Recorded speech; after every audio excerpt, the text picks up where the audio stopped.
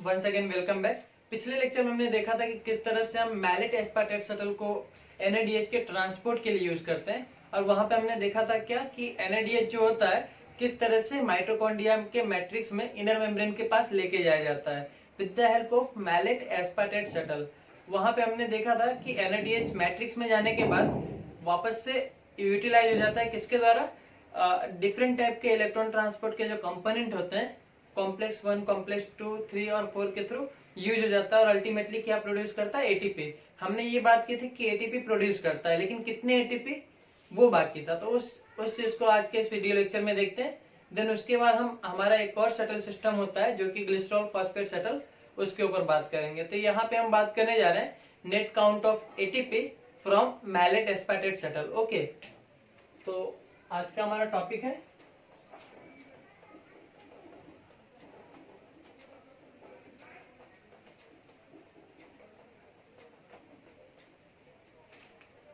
Energy count, है ना, ATP count, या तो हम बोल सकते हैं energy count, ATP count from malate aspartate shuttle, malate aspartate shuttle.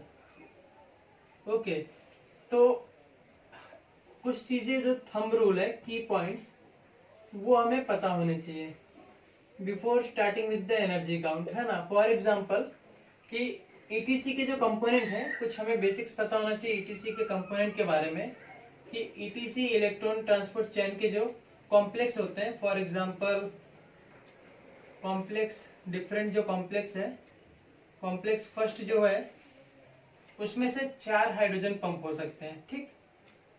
Complex second जो है उससे एक भी हाइड्रोजन पंप नहीं होगा। कॉम्प्लेक्स थर्ड जो होता है उससे भी 4 हाइड्रोजन पंप हो सकते हैं, और कॉम्प्लेक्स 4 जो होता है उससे 2 हाइड्रोजन पंप होंगे, और कॉम्प्लेक्स फिफ्थ जो होता है वो हाइड्रोजन का पंप नहीं करता, वो एटीपी प्रोडक्शन करता है। तो ये कुछ बेसिक्स फंक्शन है डिफरेंट टाइप के कॉम्प्लेक्सेस के, जो कि हमें पता होने चाहिए, ठीक। ये हो गई पहली बात। अब दूसरी बात क्या है कि एक और चीज हमें पता होना चाहिए कि एक NADH जो होता है वो 2 इलेक्ट्रॉन कैरी कर सकता है एट द सेम टाइम। एक NADH जो होता है वो 2 इलेक्ट्रॉन कैरी कर सकता है, मतलब ये कि जब ये कॉम्प्लेक्स फर्स्ट से गुजरेगा तब कितने इलेक्ट्रॉन देगा, एट द टाइम 2 इलेक्ट्रॉन देगा।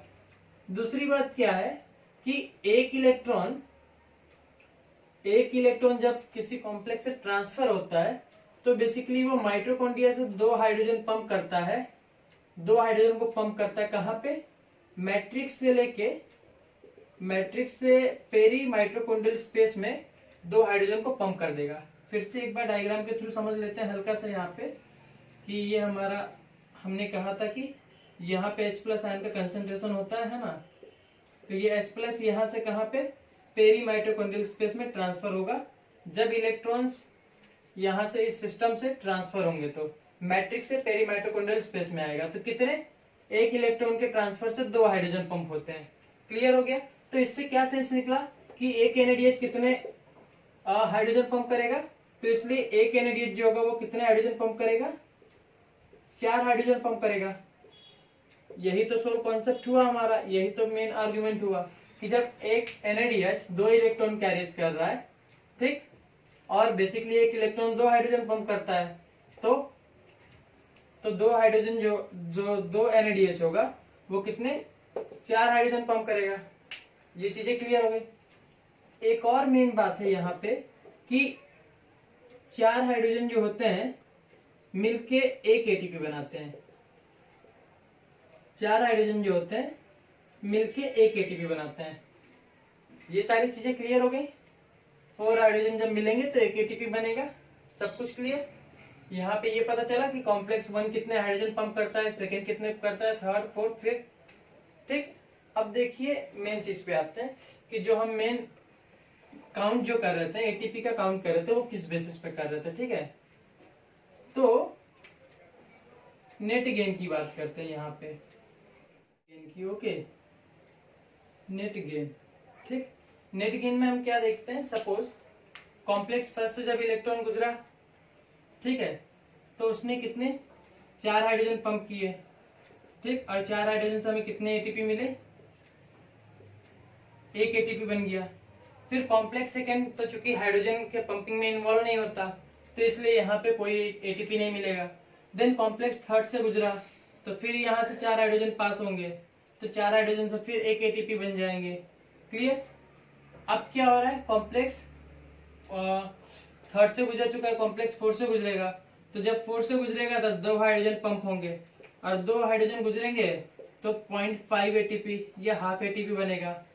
तो कितने हुए, 2.5 एटीपी बने कि नहीं बने। पुरानी बुक्स में इसे 3 एटीपी लिखा जाता है, लेकिन मॉडर्न कॉन्सेप्ट के अकॉर्डिंग क्या होगा, 2.5 एटीपी मिलेगा। कितने एनएडीएस से, 1 एनएडीएस से। तो हमने क्या देखा कि इसलिए क्या देखा, एक एनएडीएच जो होता है वो जब मैलेट एस्पार्टेट शटल जो कि कॉम्प्लेक्स 1 को भी इन्वॉल्व करता है ना, कॉम्प्लेक्स 1 को भी इन्वॉल्व करता है, तो एक एनएडीएच कितना एटीपी दे रहा है, 2.5 एटीपी दे रहा है। ठीक है, और हमने क्या देखा था, टोटल कितने एनएडीएस बन रहे थे, 2 एनएडीएस बन रहे थे, तो इसलिए 2.5 into 2 equal to 5 ATP. 5 ATP यहाँ पे बन गए मैलेट एस्पार्टेट शटल के थ्रू। और हमने ग्लाइकोलिसिस में क्या देखा था कि 2 एटीपी बन रहे थे, है ना। ग्लाइकोलिसिस में कितने एटीपी बन रहे थे, 2 एटीपी बन रहे थे, किसमें, ग्लाइकोलाइसिस में, है ना। तो टोटल एटीपी का प्रोडक्शन कितना हो गया, 7 एटीपी का प्रोडक्शन हुआ कि नहीं हुआ। ये किसके थ्रू हुआ, मैलेट एस्पार्टेट शटल के थ्रू हुआ। किसके थ्रू हुआ, मैलेट एस्पार्टेट शटल। तो आपको ये बातें समझ में आ गई होंगी अब कि किस बेसिस पे हम बोलते हैं कि जो ग्लाइकोलिसिस का जो नेट एनर्जी गेन होता है वो 2 एटीपी कब होता है और 7 एटीपी कब होता है। क्लियर। आज के इस वीडियो लेक्चर में बस इतना ही।